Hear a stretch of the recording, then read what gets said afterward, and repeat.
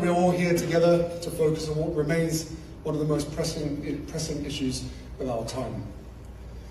Let me share. To push this control aspect that he and Meghan want to do. They want to control the narrative. They want to control what's put out in the media. They want to have full control of the propaganda. They don't like negative reports. About how to embrace technology's benefits while safeguarding against its dangers. And that they wanted this night to mark a reset, polished, poised, untouchable. Our partners at the Archon Foundation, the true leaders in mental health access, the teleprompter purrs, and the room nods on cue.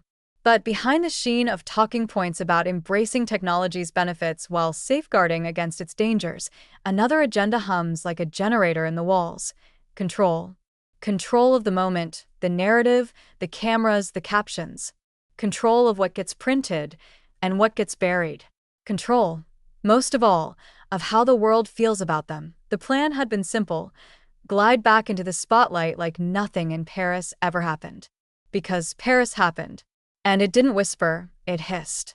She flew in for a coronation that never came, front row at Balenciaga, chin lifted just so, the kind of smile sharp enough to slice envy and photograph clean. But the air in that room wasn't warm. It was glacial. Editors leaned together and spoke in lowercase. Fashion insiders smiled, the kind of smiles that bend but never break the skin. Kristen Scott Thomas turned, then didn't. Eyes passed over Meghan the way one scans a museum piece they've already seen. Respectful, cursory, done. The rumor that drifted under the spotlights wasn't the cut of the dress or the tailoring of the coat. It was the tag borrowed, not bespoke. In fashion, custom means you were expected. Borrowed means you were accommodated. She posed anyway, flawless on the surface, and still the frost seeped in. The room did not gasp. It tolerated. Somewhere between flash and shudder, the crowd decided she wasn't the moment. She was a memory. When Paris won't play Muse, it plays Mirror, and the reflection was unkind. Then the car ride no one should have filmed, and no one could stop people from talking about. The Pont de l'Alma tunnel, yes, that tunnel, turned a routine drive into an omen. The official lines said coincidence. Paris doesn't do coincidence. Neither does a woman whose life is storyboard to the millimeter. The symbolism was louder than the engine. Grief as brand equity, legacy as lighting gel. Instead of sympathy, it triggered suspicion. Was this nostalgia or its manufacture? Was this a tribute or a rewrite? The captions turned brittle. The world didn't see modern Diana. They saw choreography. S.O. New York became the fix. If Paris froze her out, Manhattan would melt her back into motion. Inside a penthouse suite, the transformation spun at 220 volts. Stylists sprinted. Hair dryers screamed. Assistants held whisper briefings like hostages holding out for sunlight. This wasn't glam, it was Tria. The talking points were ironed as hard as the satin.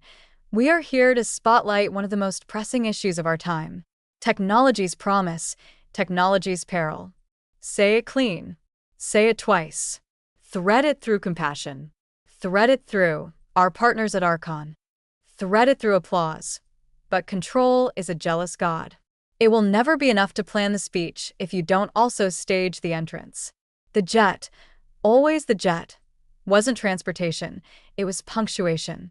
You arrive on a private runway, and the public reads you in italics. Fuel, crew, champagne, a firewall of glass between them and everyone else. The request went out like a scepter tapping a marble floor. The reply came back like a door clicking shut. Denied. In a town that usually smiles while it says no, this one didn't bother to smile. The humanitarian awards were built on field kitchens and clinic tents, not velvet ropes. You cannot preach compassion while submitting an invoice for jet fuel, someone muttered, and the line moved like electricity through the committee. The message wasn't about logistics, it was about limits. The era of automatic yes had ended, and you could hear the silence it left behind. They took the SUV.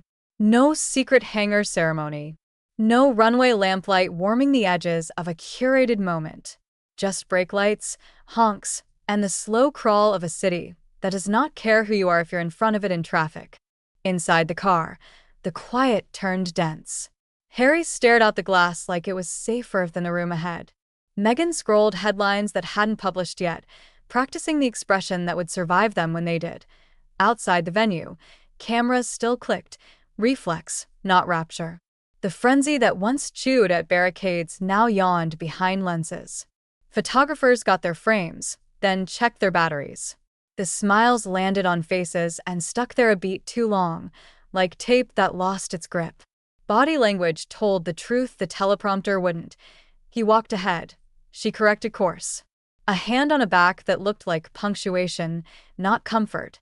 Applause rolled in, soft and civil, the sound of a room fulfilling its contract, but not its curiosity. On stage, the script shimmered with virtue.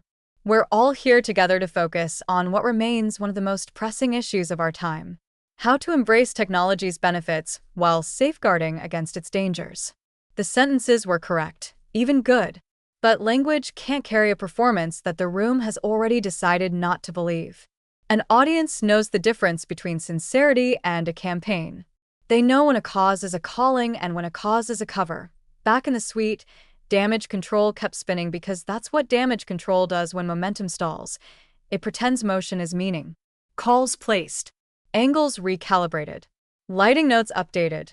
Left side, not right. Long lens, not wide. PR isn't a parachute, it's a sewing kit. You can stitch a tear, but you cannot will the fabric back to new, and then the whispers, faster than press releases, stickier than official quotes. Did you hear? The jet was a no. They rolled up in an SUV like the rest of us. In Hollywood and high society, perception is power, and this one traveled like perfume in a closed room, impossible to ignore once it arrives, even harder to scrub out later. Stylists who once fought for their fittings began circling other clients. Fashion houses that used to court her went soft ghost.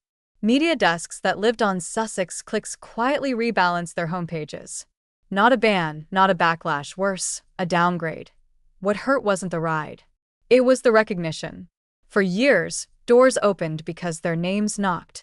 Tonight, the hinge squeaked. Power doesn't evaporate, it redistributes. One no in New York was worth 100 polite "we'll sees" elsewhere.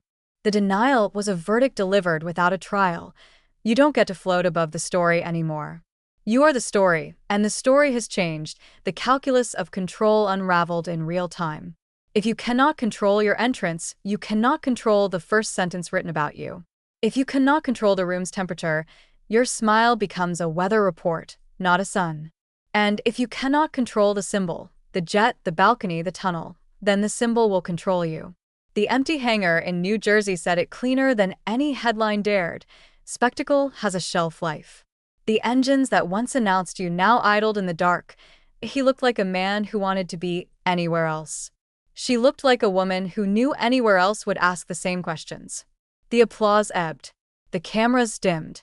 In the afterroom, every event has one, even if it's just a hallway. Congratulations sounded like condolences for a campaign that never quite launched. The quotes about children and social media, about corporations and grief, hit their marks and still miss their moment. You can be right and still lose the room. BY morning, the story had already shapeshifted into something more permanent than outrage, indifference with receipts. Not scandal fatigue. Not cancellation, recalibration. The group chat stopped arguing and started forwarding. The booking emails traded exclamation points for commas. The industry didn't slam a door, it let it drift, and drifted doors rarely swing back open on their own. Control was the thesis. Consequence was the footnote that swallowed the page. You can dictate angles, you can curate light, you can draft the perfect line about safeguarding against dangers, but you cannot force awe, and you cannot lease grace. The city that once paved a runway with flashbulbs handed them asphalt and said, "Drive." They did. And that's the point, in the end, it wasn't Paris or New York or even the jet that told the truth. It was the sentence no one wants to read about themselves. The world is moving on. Not in fury, not in tears, just forward. And forward is merciless. There's no throne in forward, no velvet rope, no exemption. In forward, you show up like everyone else. You walk. You wait. You speak. You hope the room believes you.